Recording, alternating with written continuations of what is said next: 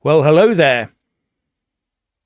The pro-Hamas mob that circulates London with a monotonous regularity is hatching a plot to break the UK.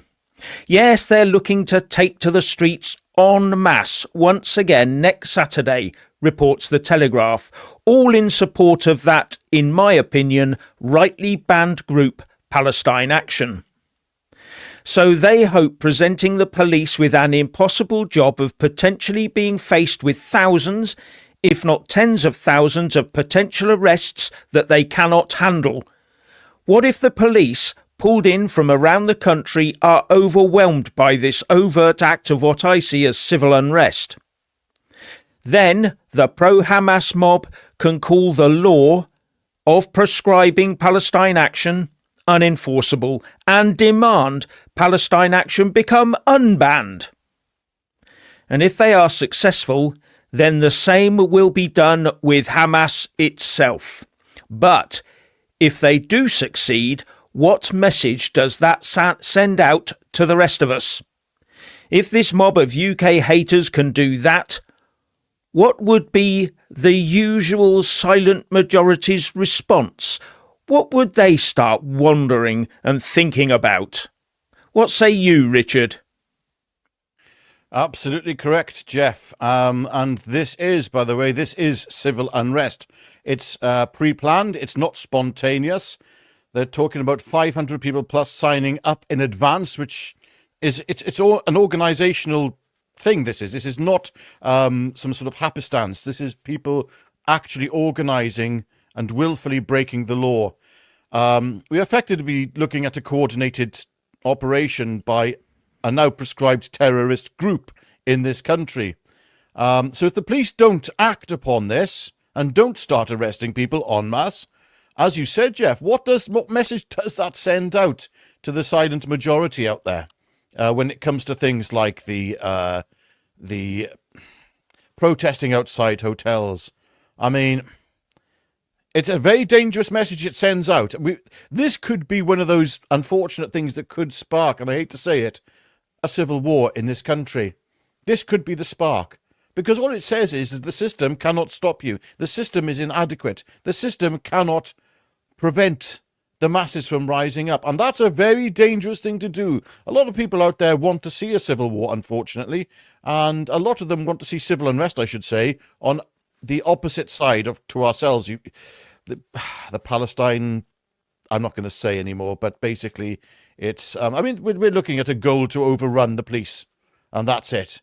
I mean, the organisers themselves admitted they want to flood the system. They want to stretch the police. They want to clog up the courts. It's about collapsing the system, Jeff. Over to you, mate.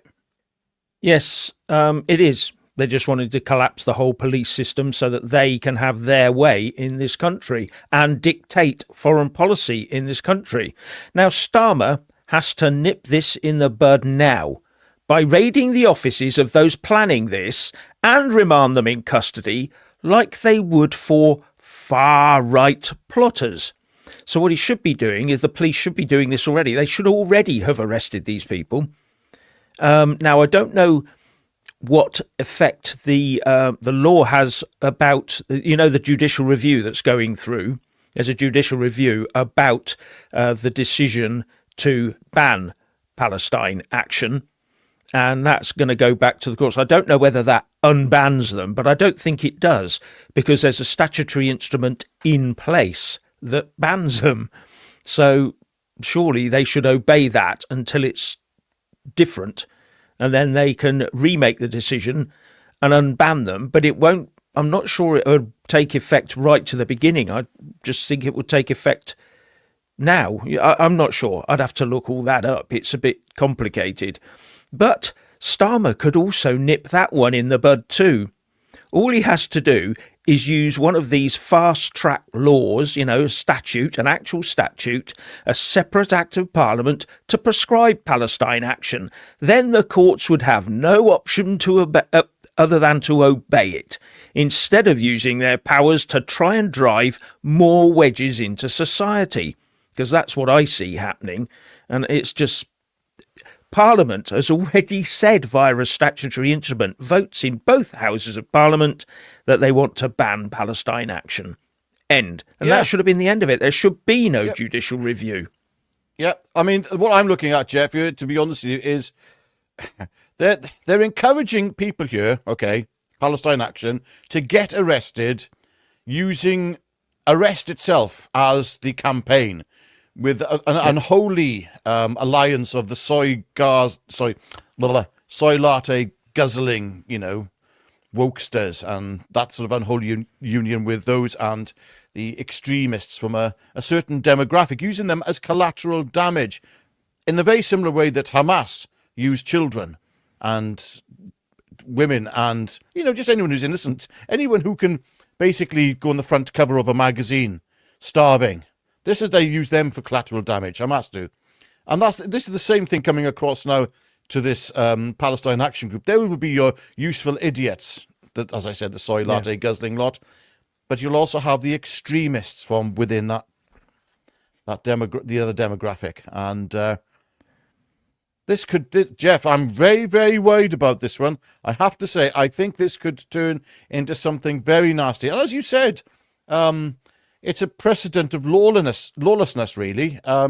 If Palestine Action supporters overwhelm the police and walk free, it sends a clear message out, and that is mass law breaking works if you have the numbers. Oh, really? Yeah. Really? Yes. That's the message. He has to stop it for his own survival. Yeah.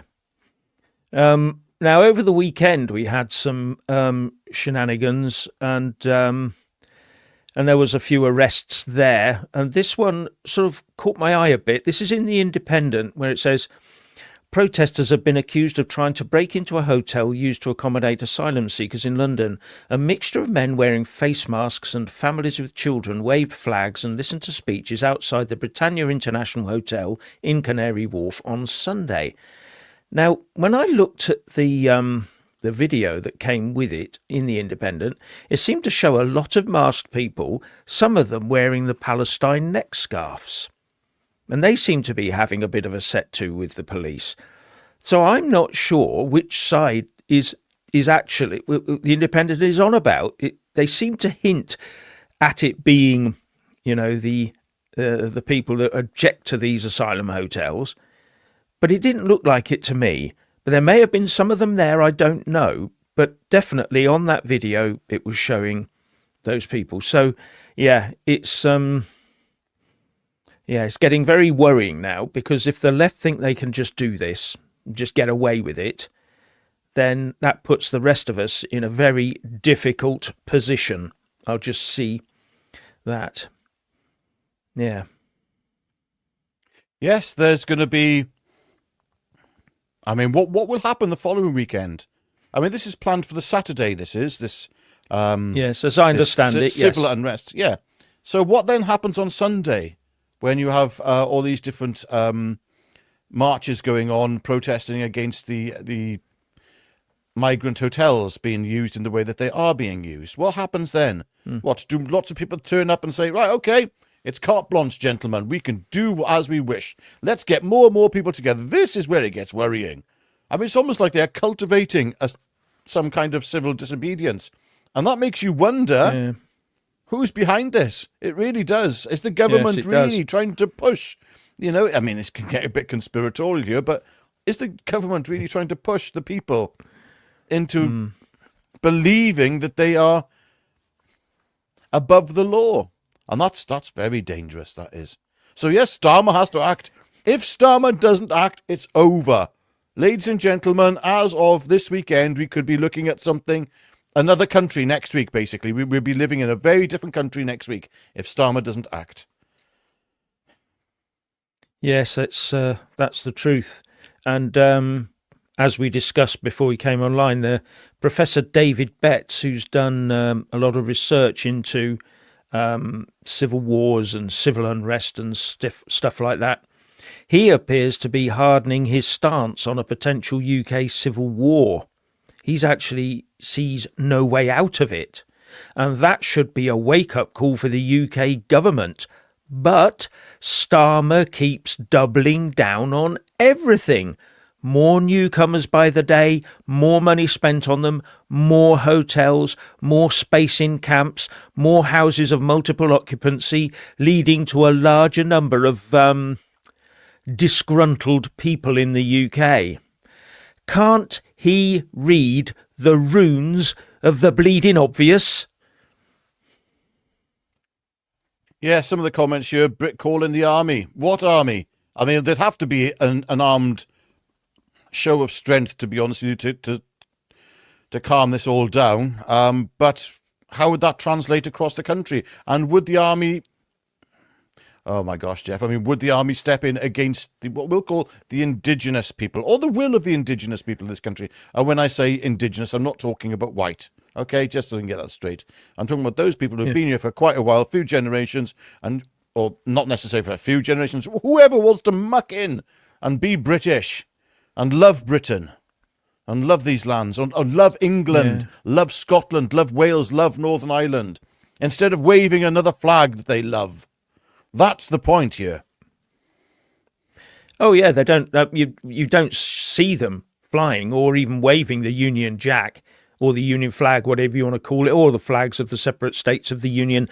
What they do is only fly the flag of Palestine, which is in effect the flag of Hamas. In reality, that's as far as I can see it. Anyway, that's my opinion, and that's what they do. Yeah. Because that's the only thing they think about. It's the only thing they don't care about. The actual Druze in Syria being genocided at the moment, being they don't absolutely slaughtered by a certain demographic. They don't care about that. They don't give a fig, and they should. Yeah. To be non-hypocritical. We've called I was it with out, my wife so other people. yesterday. My wife and myself, we were at a market yesterday, and we were there, and there was a Persian food stall.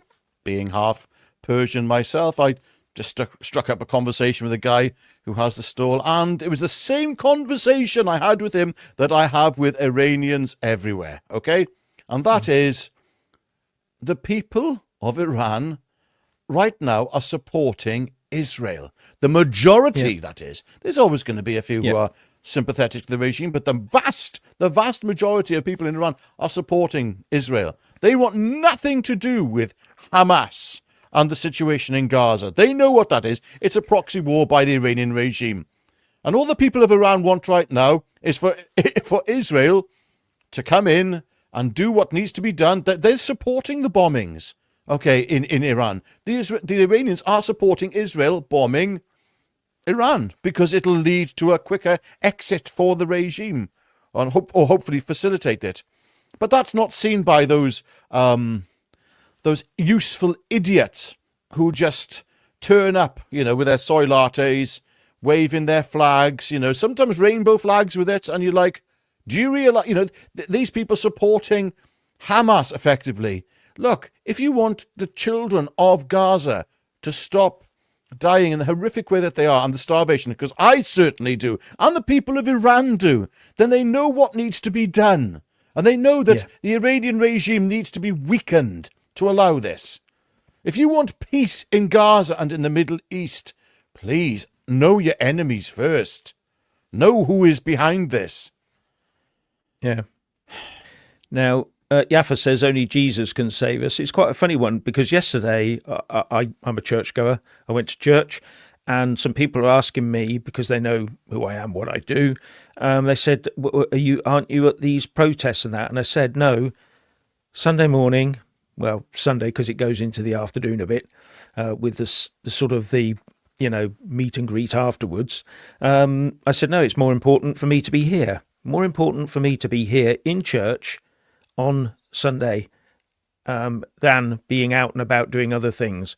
And I would say that to everybody. But anyway, that's absolutely, that's just a personal thing. Absolutely. So thank you for that comment. That is the truth of the matter. Church is... Did you know? Get to church. Did you know? Get to church. Yeah, I knew he'd say that. Did you know that going to church right now is the biggest act of rebellion you can do? Yes. Stop using my words there. It's very yes, true, I know. Yes. Yeah, there's lots of things out there. I was going to say something else there, but anyway, I'm going to move on a little bit because we see what's coming.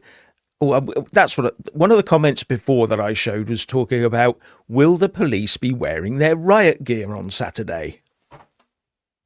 Is it a far-right protest? No. So will the police be wearing their proper riot gear? Will there be horses? Will there be horses and dogs present? Well, there has to be. Yeah. If there isn't, that again, as such a strong message. This is the optics on this would be terrible if he doesn't send in the horses, the water cannons, the whole lot. That's what's needed. If these people turn up and deliberately break the law, representing a terrorist organisation prescribed in the UK, and the police do nothing, all bets are off. All bets are off. No, they really are. And I mean, I'm not too worried about what Palestine actually will do in response. I'm more worried about what the British people will just say, okay, then it's carte blanche for us as well then. That's what I'm worried about. Because when you think about it, if they, with their small amount of numbers, which they are relatively, this lot, their small amount of numbers, if they turn up, and yes, all right, so it's hypothetically, if there's 300, 400,000 of them, okay, that's the maximum that could ever be achieved with this, I believe. If they turn up in various parts of the country and destabilise the country, destabilise the judiciary and the justice system and the police, and overwhelm it, then what do you think the disgruntled masses of this country have the potential to do? I mean, and this is the scary bit, and this is... I don't want civil unrest. I don't want civil war. Neither do you, Jeff. Because the thing is, we have a good idea of what that will mean. And it's these idiots who are trying to provoke it. Yeah. All I'll say is, look at any country where they've had a civil war and look at the amount of death and destruction it causes. It's not a quick thing. It doesn't just start, stop, and everyone's happy.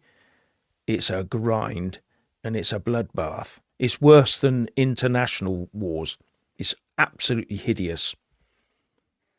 Yes. And if that comes on us, the people who bring it on us must pay.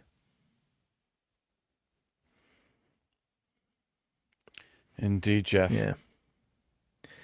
Anyway, on better news, have you all heard, I'm assuming you all have, that Tommy Robinson has thrown his considerable support behind Ben Habib and his new Advance UK movement. Soon, I hope, to become a full-blown party.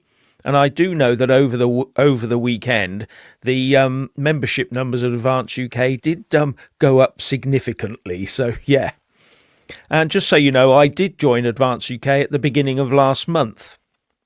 So if you are a Tommy supporter or you've become disenchanted with other parties, then you know what you should do. Hang on. Most importantly... Yeah. Hang on, Jeff. If you're a Reform supporter, you should sign up. Because I'm to Advance UK. I've just done it myself, actually. I just thought, no, I'm going to do this. Because if you want Reform to win, and a version of Reform that is a better version than it currently is, then the only way to do that is to apply pressure to that party. And the only way to do that, I believe, is to put a bit of backing to a potential opposition to that party. So, yes, I believe that it's a very, very important thing to do, to sign up to Advance UK. Yeah, totally. Sorry, carry on, Jeff. Yeah, but if I remember rightly, if you want to join Advance UK when it becomes an actual party, you can't belong to another party, which is usual, unless you lie. Yes. Anyway. So, yeah, at this point, though, it's not a party. It's not a party, as you said, at though, this Jeff, point, it's not a party. It's a movement. Party. So yes, so if you want to increase it being a movement and push it being a movement, which would then put pressure on reform, sign up to advance. I mean, Yeah. yeah. Now, more importantly, as I keep trying to say, Richard, get yourself to London on Saturday, September the 13th for the massive Tommy Robinson Freedom of Speech rally. It will be a historic and very peaceful day. So be there and ignore the calls by the pro-open borders mob for a counter-protest, because it won't be that big. It will be nowhere near as big.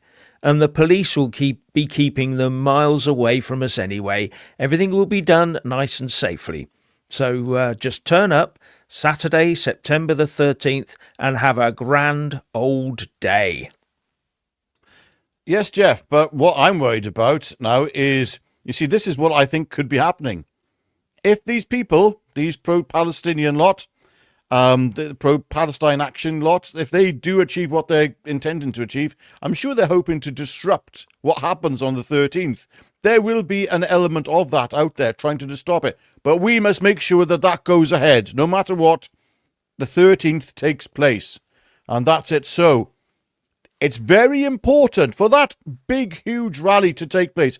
It's very important, even if this lot of idiots do succeed in bringing down the justice system briefly by overrunning the courts, blah, blah, blah, blah, and just overrunning the entire police force. Even if they do that, we do not respond in kind. We do not give Starmer or anybody else the excuse they want or need to shut down what happens on the 13th. Act responsibly. There's nothing wrong with quiet protesting, peaceful protesting. It's your right. And in many cases, like what we're seeing right now, it's almost your obligation to do so.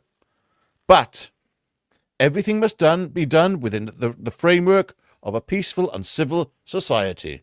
And if I was to say anything other than that, I would be going against the online safety bill. So that will never come out of my mouth. Yes. Yeah. Now, on this Friday, I understand there are going to be some asylum hotel protests going on in at least 8 to 10 locations around the country. These must be peaceful. They must be, because that is another thing that will shut the 13th down. Keep peaceful. We need that 13th of September rally to go ahead. It's going to be historic, and it needs to go ahead. Everything that gets in its way, we should stop. So, yeah. I'd just say I'm just very worried at the moment about where we're going. This government is taking us there. The last government, the Tory government, they started all this. They had 14 years, and we ended up with Starmer just taking over, and we've seen they've just continued with the same things. It's just going on exactly the same as before.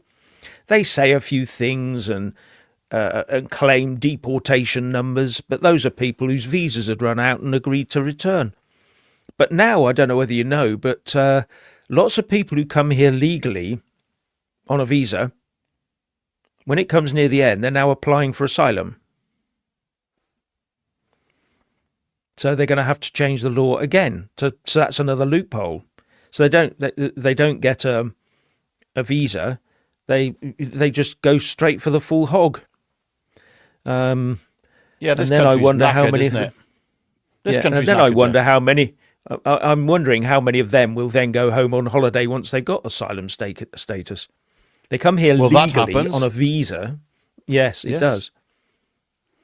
Yeah. No, this country right now is stuffed, and the only way we're going to sort this out, I'm afraid to say, is by unifying and doing it democratically as well and peacefully. That's why we just got to please remain calm, especially leading up to the 13th. Over to you, Jeff. Sorry. Yeah, I like this one from Kevin Heath. British people are not disgruntled enough yet. It's that simple.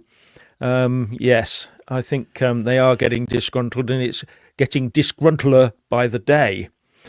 And I've also heard that Reform UK support is slipping away as Nigel Farage seeks out the leftist votes. In fact, I can't remember who it was, but one of the GB News team said this morning that what Reform needs is a big Labour defector to come over to them, as if former failed Tories weren't enough. And I think that if that all played out like that and you ended up with all those, lefties and failed Tories all getting together in the same party, a Reform UK manifesto written by them would end up not being to change or reform the nation, but to keep it essentially as it is today. That's what worries me. And some people are saying, oh, no, it's all right. He'll get elected with a big, like a sort of a massive majority in the country, and then he'll make all those changes. But the trouble is, just like Starmer's starting to lose support because they thought he was going to be all union and lefty and a tax that absolutely wrench money from the rich and all this, and he's not doing what they want hard enough. So he's losing support because he's not doing what he said on the tin, if you get what I mean. And if Reform starts trying to play hardball on the right after having been voted in by lots of lefties on a lefty manifesto, it's not going anywhere. It really isn't. He's got to fly his flag. He's got to say, this is what I'm going to do. And if you don't like it, vote for someone else.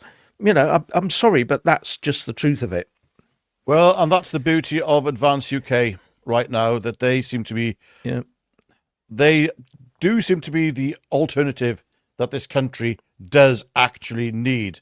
Electability, I'm not entirely sure right now, but if you see something you like, see something you support, then it's important to sort of put your weight behind it.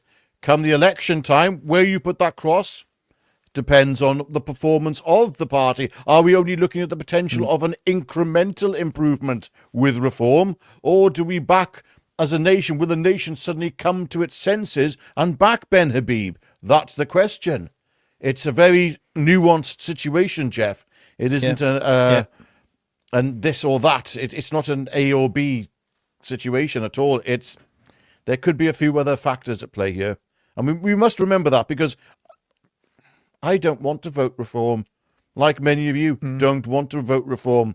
Right now, they're the only potential well, they are growing in many respects still. They're the most electable party at the moment that will give an improvement. But how much of an improvement is it? Are we selling our soul to actually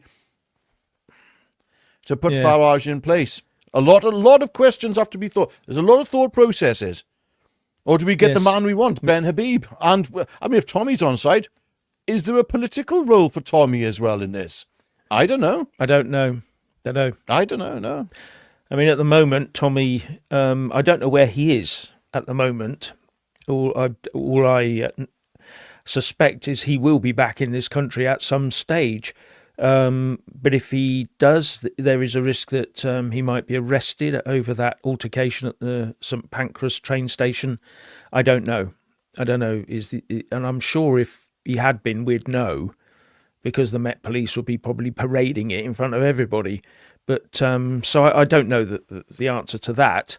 So it would come down to a lot of things if Tommy was to be offered some sort of political role.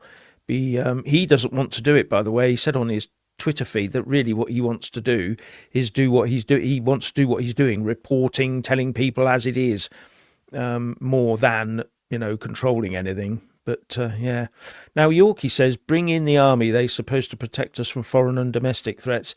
Yeah, the thing about the army is that they're under the monarch's control. The monarch is the commander-in-chief of our armed forces, basically. And all the royal family, they all have military roles. They are all either colonels, generals, admirals, whatever it is in the armed forces, so they can step in and take charge if need be. That's what this is all about. And what we have to remember is that the king is as woke as the government is. In fact, I suspect he is the wokest of the lot, and not in a good way. Is there a way of a good way of being woke? Some people do. Now, this is another one from Steve. We are a Christian country. Yes, we are constitutionally a Christian country. We have 26 Lords Spiritual in the House of Lords. They're there because Christianity is in the Constitution. The King is meant to be the defender of the Church of England. That's his role as the monarch, as the constitutional monarch. That's his oath, in fact. So where we're all going with this right now, I don't know, because they're going to get rid of the Lord Spiritual. Once they've got rid of them, then the king can say, well, I'm the defender of all the faiths and we're just going to have one. And as far as I understand it, it's the Antichrist that brings all the religions together. Anyway. Okay, yeah, there's a bit of a Tim Cohen's book, The Antichrist and a Cup of Tea going on there. I don't know if you're familiar with that book. Yeah. Yeah. Here's a good one. Hang on. Jeff, this is treason. I may have to report you to the correct authority. That's by Bob Callan, I think it is. Yes, absolutely. Here we are, sticking up for the country, trying to prevent civil war. And the first thing you want to do is report us to the correct authority. Actually, I'm hoping that's tongue-in-cheek. I'm sure it is. Yes. Oh, dear. The Don says, say it loud, say it clear. Yeah. Violence is not allowed. No, especially if you're from the right. But we'll see what happens next Saturday, won't we? Because it could get tasty. Could. I'm not saying it will, but it might. But it's unrest in its own way if, as Richard said, there is a banned organisation pushing itself out publicly against the law and against the police. Civil unrest. Yeah. Yeah, I've heard of this, the Cloward-Piven strategy.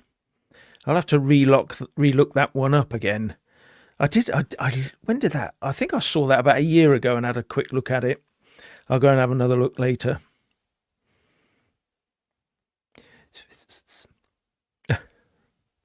Oh dear. Someone's saying that Tommy Robinson works for the Israeli side. Yeah, I don't know. He's been there, hasn't he? He went to Gaza, didn't he? He went to Gaza. He did. Yeah. Yes. So he went to Gaza. Yeah, Jeff, you and I get accused as well of being shills for Israel. And as we keep saying, please, to the Israelis out there, please send us a check in the post. Yeah. If you're listening, listening, Mr. Netanyahu. Yeah. If anybody, we'll just take anybody's money. We have no scruples whatsoever. Yes. Oh, dear. Right. Finn says, I fear Farage just wants to be Tory 2.0 and subscribe to business as usual. Yes, that's the impression quite a lot of people have got. Yes, well, it's not just Tory 2.0. It's uniparty continuation. Yeah. It's Labour. It's the Tories. There seems to be no. I'm just looking for that edge of difference. I mean, there's a lot of great people within Reform and supporters of Reform. And, it's like people I admire, like Alex Phillips. She's constantly saying, no, you don't understand. It's Nigel's got the best interest of this country at heart. I'm listening to him going, yep, I respect you and everything you say normally. On this, I'm in slight disagreement. I'm hearing his rhetoric change too much. And it's only been this massive change of rhetoric has been since the new party chairman came along. I don't know what's going on there. Oh, yeah. What's happened since Mohammed Zia Youssef came into the party? Something's off there. And I mean massively off. Where did he come from? Who is he and what's he doing there? Very strange, exactly. Very strange, Jeff. Yeah. And Jezza says the likes of Habib and Farage despise the English working class. I absolutely disagree. Ben Habib is about as straight as they come. I've met him. I've talked with him. I've interviewed him on the channel, and you can just see it. He is as straight as they come. Yeah. He believes in Britain. He is Pakistani by birth, came across, and he is integrated. He's a successful businessman who wants to make the country great. He doesn't despise anybody. He doesn't. He really doesn't. And he's the one who said, yeah, I'll share a platform with Tommy on the 13th.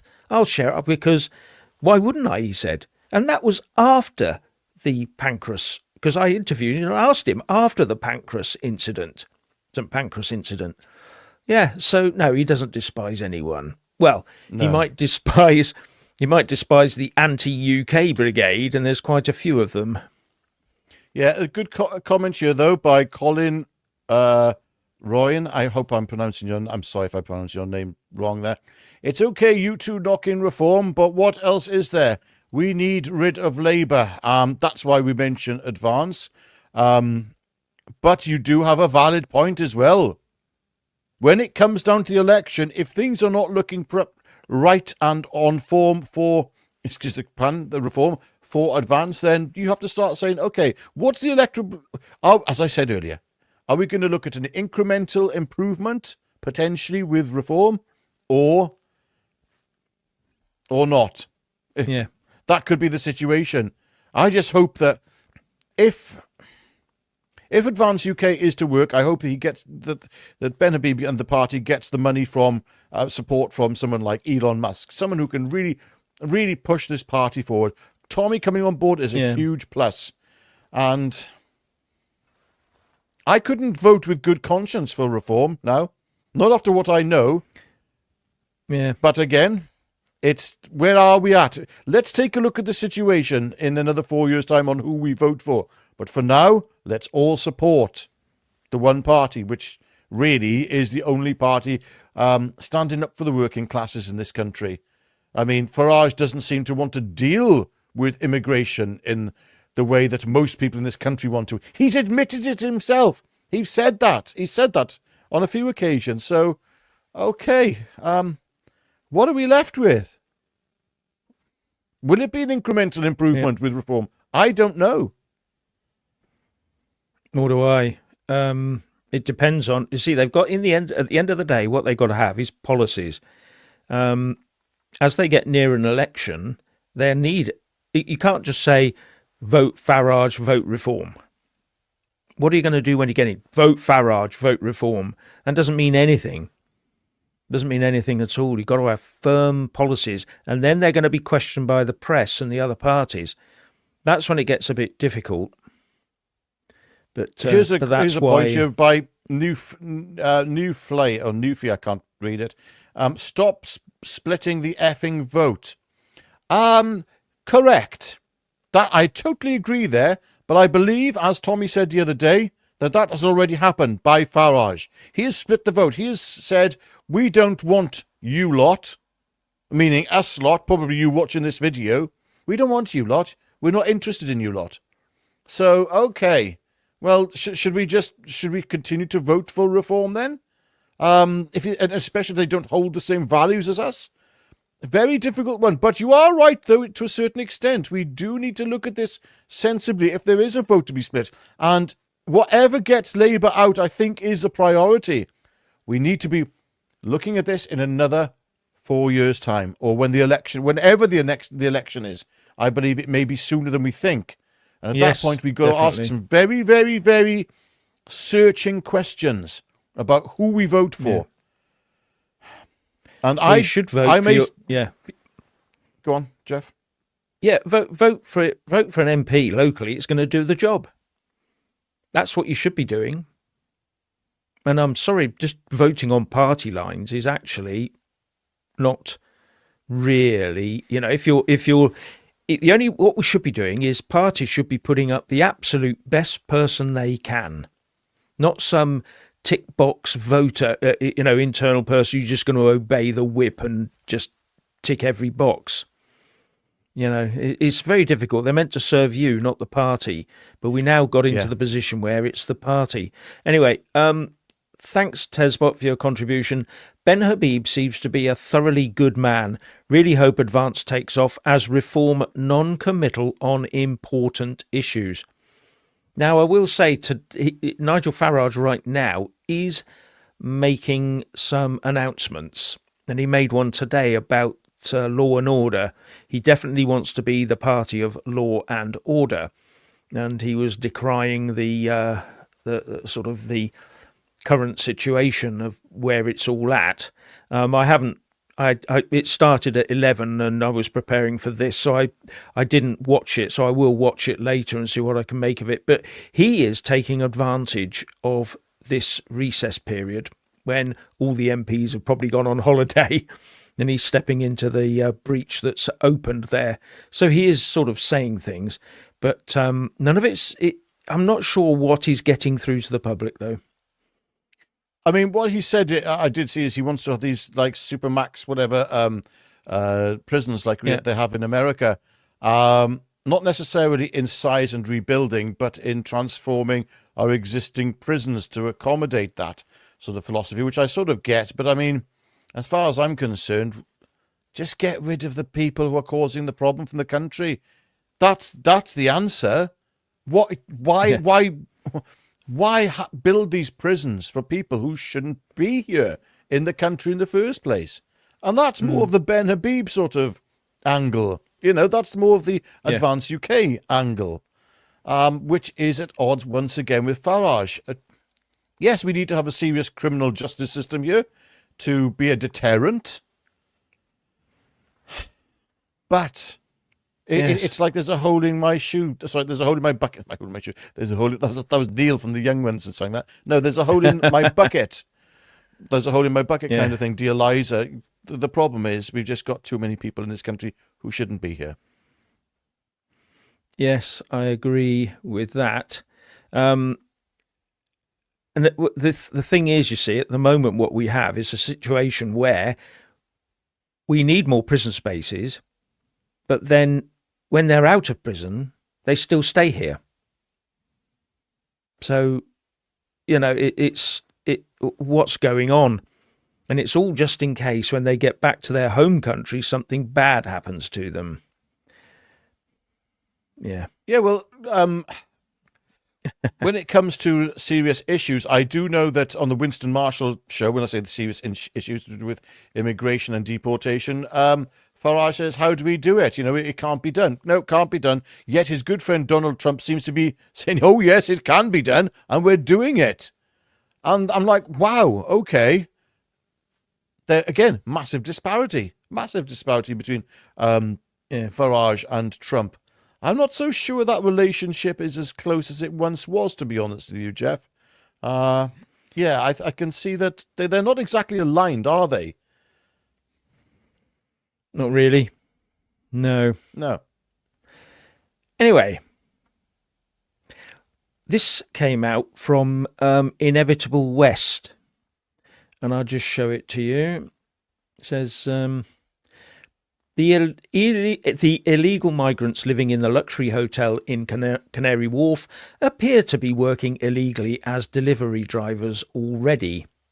Patriots refuse to let them out. Now, what happened was basically this. I'll just show you a short clip of the video where two scooters were trying to get out of the hotel via the back way, and some people were there who wouldn't let them out. So make of it what you will. I'm not claiming that these people are asylum seekers or illegal immigrants on scooters with L plates trying to get out with a delivery box on the back of at least one of them. But that's up to you to decide. And you can see them pushing their way out, being assisted by security or whatever that is. And they're surrounded and pushed back inside. You can't get out, mate. You're going back. And that went on for quite some time. The security kept trying to push out, and the guys were trying to push back in. So I don't think they ever got out, actually. But the thing about that is we've all read stories, haven't we, where someone rocking up on a rubber boat is out delivering food within days, haven't we? And here's one from The Sun. Taking us for a ride. Small boat migrants get illegal £1,000 a week delivery rider jobs within hours of landing in UK as you fund their hotel. Now, there's quite a lot strange about all that, because those occupants must have been here long enough to apply for their provisional licences. They must have earned enough money, or someone bought them mopeds, and someone must have insured them for food deliveries as well. And to get a provisional licence in the UK, A, you must have permission to live here and have lived here for at least 185 days. That's 6 months, give or take. Or maybe they're riding on their home country licences. And strangely, according to Google, if it's an e-bike, you don't need insurance. And if it's a low-powered e-bike, you don't even need a licence. And I don't know why we have a law to prevent riding e-bikes on pavements, especially delivery ones, because it's not a law that is ever enforced, is it? Especially in London. Unless someone like me did it, of course. Well, that's the point there, Jeff. I mean, just stick an L plate on a bike from wherever, and you can do whatever you want in London, probably, and in many other parts of this country, which is unfortunate. Yep. Yes, that's very unfortunate. But as you said, I mean, why aren't the police able to stop so many people? I mean, the police in this country, to be fair, are stretched to the max, and they are constrained by woke superiors and guided by them.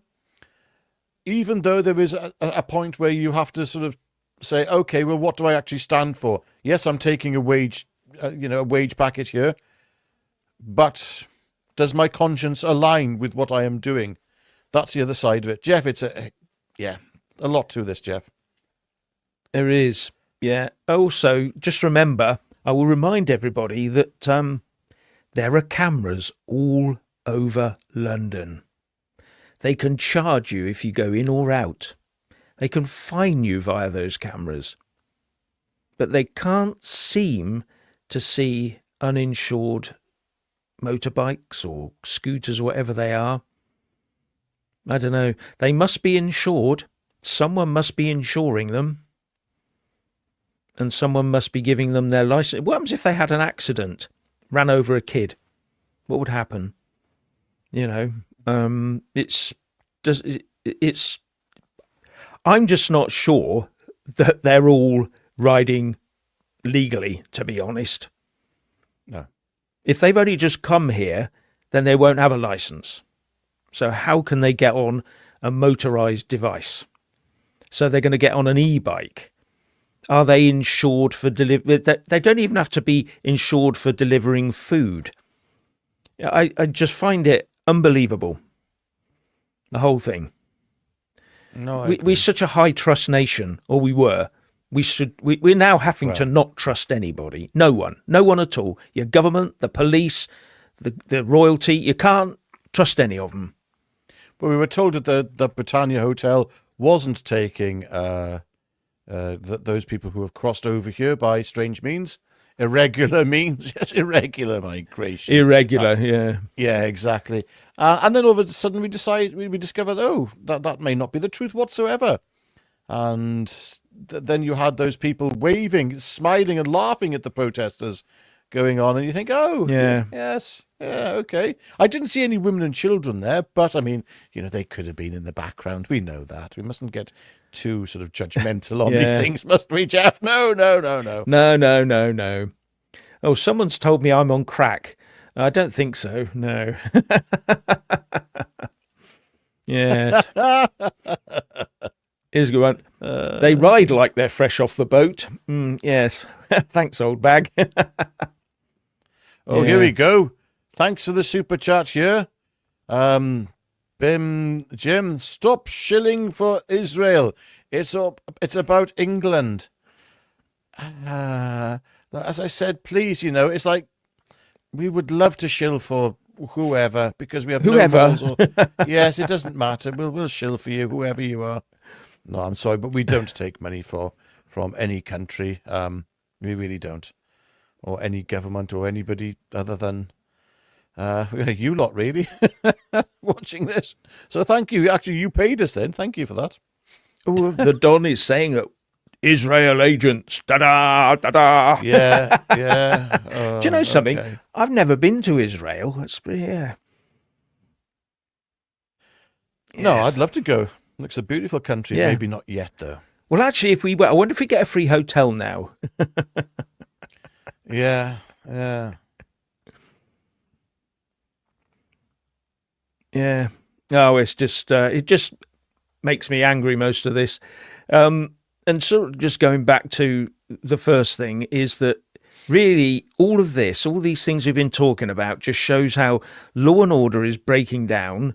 The crime is up. We've got people running around on, we know that, that these people, some people sell on or rent their licenses to deliver to other people for a fee, and it's all on social media. They do that. And then these guys can presumably just deliver instead of them. But if they're going around uninsured and unlicensed, they're just breaking the law. It just shows you how broken we are these days. Yes, but we put them up in a nice 4-star hotel as well. So they earn in, what, £1,000 a week? What's that? 52 grand a year. We put them in a nice hotel, no food to pay for. Good grief, Jeff, they're doing better than you and I are combined. That's sorry, but that's where we go. That's it. That's where we are as a country. Yeah. Yeah. And yet, when I was talking about, sorry, I'm just saying that Margaret Phipps says, don't, oh, yeah, that wasn't the one I clicked on. It just moved too quickly. Don't the numpties realise if Israel falls, the West is effed? It leaves a clear way through for the boat people. Yeah, it's if Israel falls, then I'm afraid to say, I dread to think what the outcome of that would be. Israel stands as a stopgap to yeah. what you and I cannot imagine. I think a lot saying, again, though, it's a very complicated situation. Don't think that all the Middle East and the people in the Middle East are thinking like these idiots who are walking our streets, the extremists, will say, of a certain demographic, walking the streets of this country. They are not. They're not thinking the same as that whatsoever. As I said, I bumped into that very pleasant market stall owner, an Iranian chap, and the conversation was fantastic. And he actually said to me, he said, don't you understand that in the West, most people are stupid in understanding what is going on between Iran, Israel, and Gaza. They don't understand the dynamics of the situation.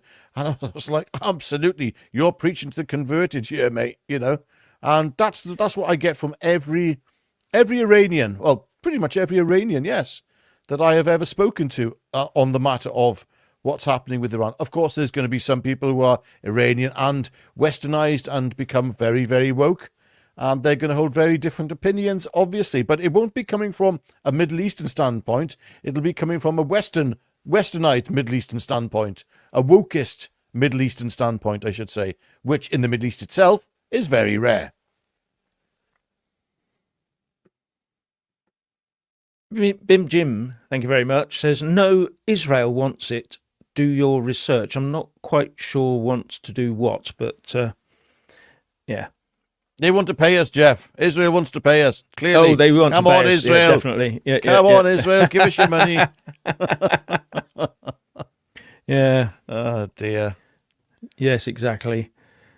But going back to the initial point here of this, where we started on this, Jeff, we have to realise that there's a lot of people out there right now on the left and who are extremists who are coming together, unifying, as they did, funny enough, in Iran for the 1979 revolution, which destroyed Iran. And the Iranian people are suffering from that now. The same sort of circumstances are taking place here. The difference is there is still enough pushback from the indigenous people of this country to say, no, we don't want this. But we have to realise that those people who are pushing for this are trying to destabilise Britain, okay?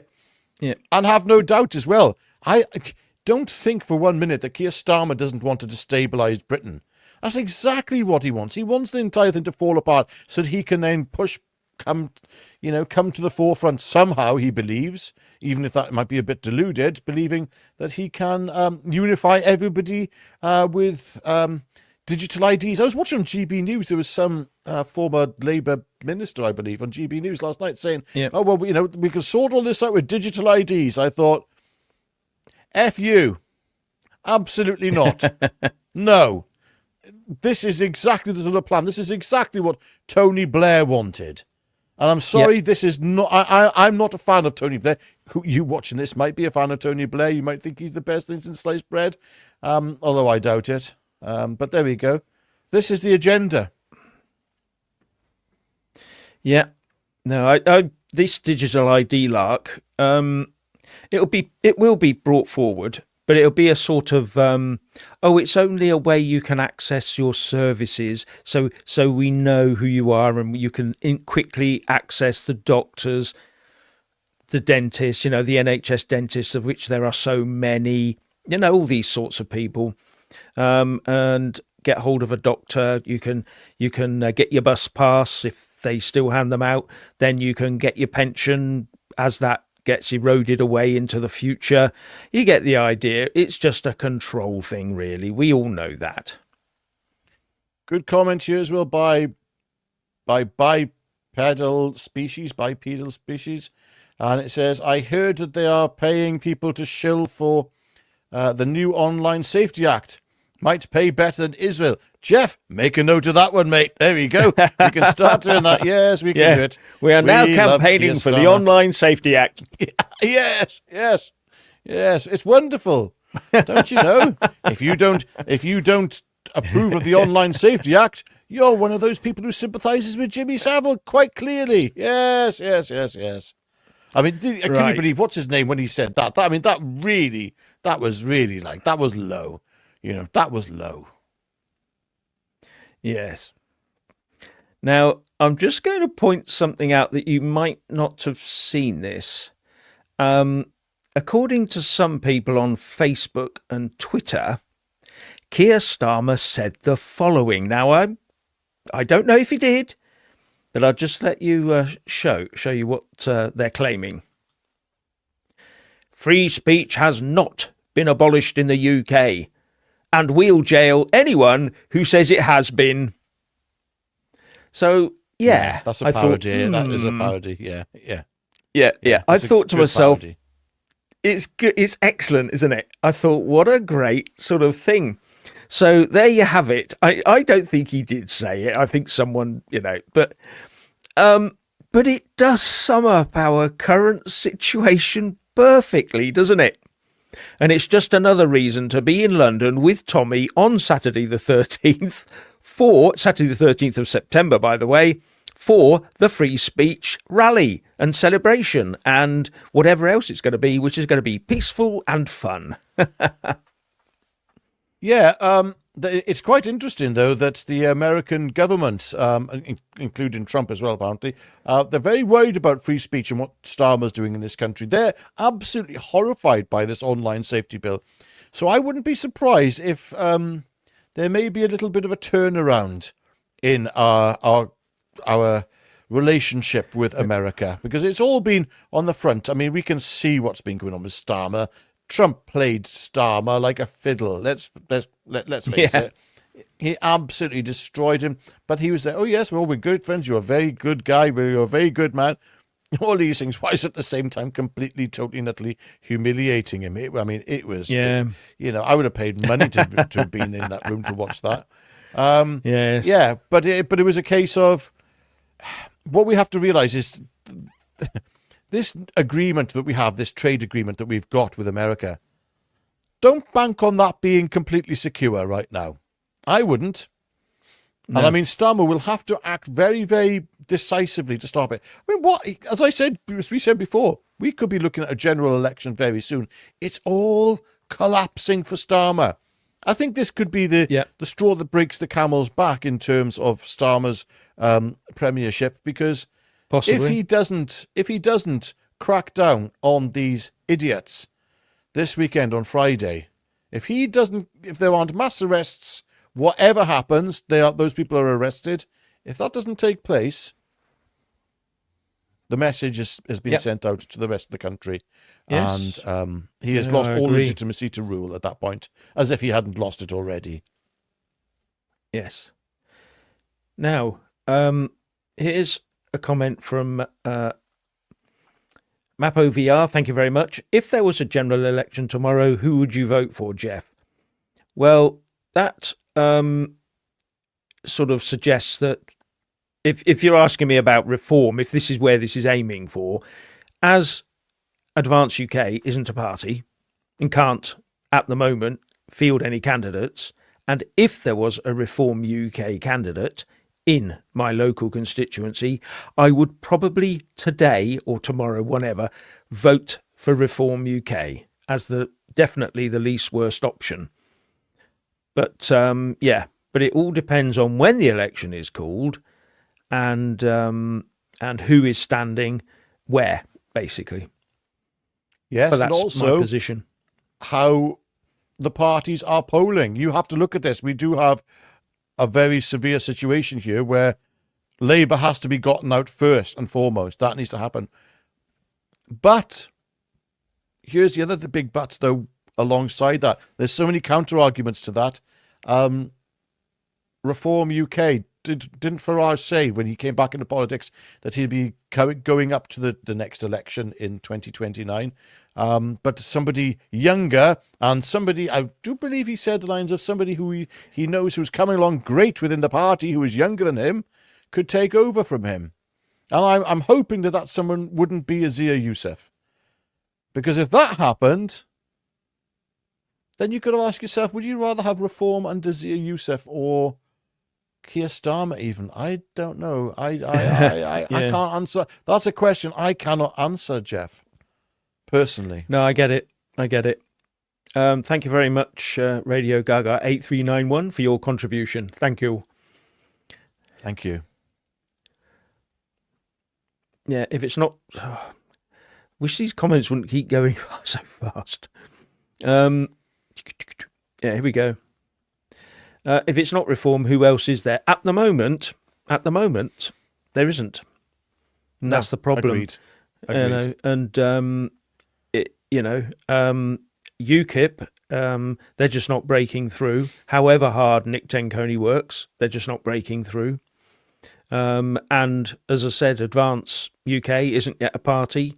Restore Britain, which is Rupert Lowe's movement, is never going to be a party, as far as I'm aware. It's just going to remain a pressure group on the outside, trying to get people to think its way. I don't think that's the right move, but that's just my view. Unless he's trying to set the scene for, nearer the time, flopping into another party, probably the Tories, although I'm not sure. Just a guess. Yes.